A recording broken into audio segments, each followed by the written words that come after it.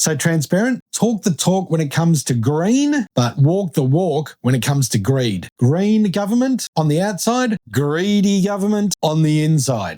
G'day everyone, welcome to The Bothy. I'm Chris. Al would normally be there, but he's over in Scotland at the moment. Feedback so far on his trip is that it looks like Scotland's preparing to go to war. He said on every bus stop there's advertisements to join the armed forces. I'll be interested in talking to him about that when he gets back. Recently, our Prime Minister addressed the audience at the 2025 Ballarat Bush Summit. What I thought we'd do today is we'd play one answer to one question and then we would judge that answer on the honesty and transparency meter just to see how he's tracking. Spoiler alert, this is why we're rallying this weekend, to demand that our government is honest and open and transparent and caring for its people. And if you can't be that, then just get the fuck out, because we're really not interested anymore in the Labor or Liberal, for that matter, crap that is going on in our country.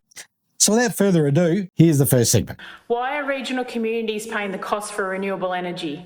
Where is the social licence? Where is the regulation to protect our communities, value our farmland and preserve our environment? How can state and federal governments justify enabling companies like Squadron Energy to tear our communities apart? So that...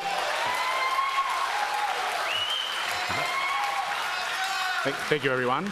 So that's Kelly Gelly, who's from Maroona, which is about 100 clicks west of here. And obviously renewables, is a huge issue. A couple of things that we have to recognise. One is that there hasn't been a new coal-fired power station begun for this century. That's just the truth. And there hasn't been any regulation stopping that. There is still nothing stopping that. Now someone wants to build a coal-fired power station, they can go and do it. Okay, so he says there that if you want to open a coal-fired power plant, just apply, you'll get no knockbacks from this government, knock yourself out, go your hardest. Except in 2024, at COP29, Australia signed a call to action for no new coal, a pledge that Australia would build no new coal power plants. It was a commitment to stop the construction of new coal-fired power plants that do not have carbon capture and storage technologies. The government said that it was the final nail in the coffin for dirty and expensive coal power in Australia and asked for other countries to join the agreement to not build new coal plants. So honest? No. Transparent? Well, that's where it gets interesting. Since being elected in 2022, this Labor government has approved the opening or expansion of 10 new coal mines, creating 1.65 billion tonnes of new emissions. There are another 30 coal mine projects waiting for approval from this government. So exports up. Just one of these mines, the Narrabee underground mine in Whitehaven, New South Wales, I hope I'm pronouncing that right, probably not, is set to emit the equivalent of running a coal-fired power plant for 68 years and creating 475 million tonnes of emissions in just the 11 years that it will be operational. It's going to be operational from 2034 to 2045 and has been approved despite a number of appeals by this government in September last year. So transparent, talk the talk when it comes to green, but walk the walk when it comes to greed. Green government on the outside, greedy government on the inside. Let's have a look at the next segment. So we do need energy, and the cheapest form of new energy is renewables. So that's the first point that I'll make. Okay, so here he is right. The cheapest form of energy is renewables. Once constructed, when the sun is shining and the wind is blowing, it is definitely the cheapest form of energy. No doubt about that. However, our power bills would indicate that once you factor in the infrastructure costs, the transmission costs, the ever-growing government subsidies that are being levied in our power bills, the shorter lifespan of equipment, and the fact that the sun does not shine every day and the wind does not blow all day every day, renewables are in fact not the cheapest form of energy. He hasn't told the whole story here, so again, it's a mark against transparency. Second point I'll make is that climate change, the science told us that climate change was real, and we are seeing what the science told us would happen, which is more extreme weather events and more intense. We've seen cyclones in non-tropical areas, like off the New South Wales North Coast and off the Queensland coast. We're seeing an increase. At the moment, we have drought, we have flooding. Cyclones off the Gold Coast. We've never seen the weather like this on northern New South Wales coast or the Gold Coast. Well, on February 20, 1954, a tropical cyclone crossed over Coolangatta. It was given the title the Great Gold Coast Cyclone because we didn't name our cyclones back then. It damaged buildings on the Gold Coast, in northern New South Wales, in Brisbane, and even as far north as the Sunshine Coast. 1954, a storm hitting with such ferocity forever marked in our history. It's the enormous amount of rain that came with this system that resulted in this cyclone being known as the Great Gold Coast Cyclone. Severe damage from Coolangatta to Main Beach, Narrowneck was one of the worst hit. Southport basically became an island with the Nerang River flooding and also Lotus Creek. You couldn't get in or out. Up to 30 people perished.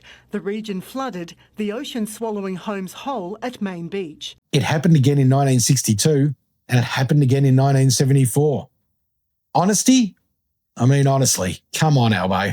And I've said that governments have not done well enough, quite clearly. The conversation I had with people this morning from nearby properties about their experience of just getting hit with information from an energy company without any notice is completely unacceptable. Completely unacceptable. Need to do better. People need to be treated with respect.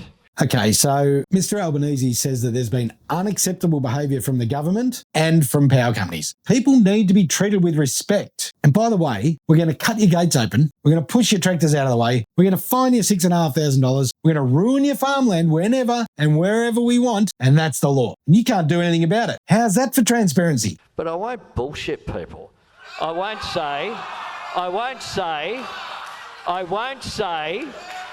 come along and say, we're going to do something with new coal-fired power stations when it didn't happen.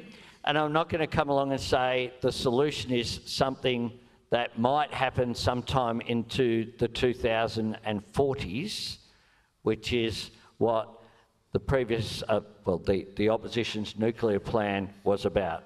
And Albo finishes with the best line of the lot. He will not bullshit the people. And then he immediately bullshits the people. The first nuclear power plant under the Liberal Party was due to open in 2035, not the 2040s. This guy couldn't tell the truth even after he promised not to bullshit the people. Let's be honest and transparent here. He's full of shit when it comes to everything he's just said. So let us know what you think. I mean, we stated this is why we're marching this coming Saturday, because we're sick to death of this government not being open, honest and transparent as they keep promising. We're marching this week to stop this government from virtue signalling to the world about how great Australian politics are when all it's doing is hurting everybody who lives here, right across the board. So let us know what you think. We want to see your comments down below. We want to know what people are thinking about this government. They're not being open and honest. They're not being transparent. And the more of us that get out and march this Saturday, the better. A couple of things on the march for this week. Unfortunately, the Sydney people won't be marching across the Sydney Harbour Bridge. The police took it to court. It wasn't contested. Therefore, it was found in their favour. This march doesn't seem to have the financial backing that the pro-Palestine march had, and therefore there wasn't the funding to allow this to go to court and be fought. I'd love to know who funded the pro-Palestine